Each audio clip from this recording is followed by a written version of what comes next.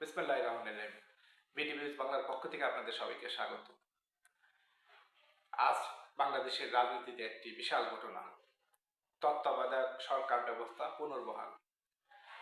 ত্রয়োদশ সংশোধনী বৈধ ঘোষণা করে সংবিধানে তত্ত্বাবধায়ক সরকার ব্যবস্থা পুনর্বহাল করেছেন সুপ্রিম কোর্টের আপিল বিভাগ।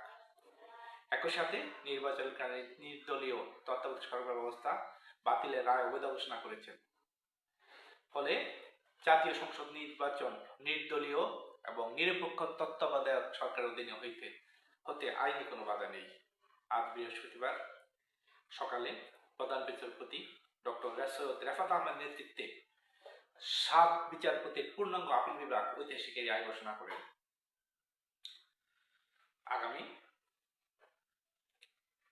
ত্রয়োদশ জাতীয় নির্বাচন বর্তমান অন্তর্বর্তীকালীন সরকারের অধীনে অনুষ্ঠিত হবে এবং চতুর্দশ জাতীয় নির্বাচন থেকে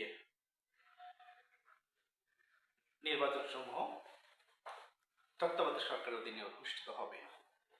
আপনারা জানেন, তৎকালীন প্রধান বিচারপতি খায়রুল হক ফ্যাসিস্ট আওয়ামী সরকারের ইন্ধনে তত্ত্বাবধায়ক সরকার ব্যবস্থাকে অবৈধ ঘোষণা করে একদলীয় শাসন ব্যবস্থা কায়েম করার সমস্ত বন্দোবস্ত করেছিল।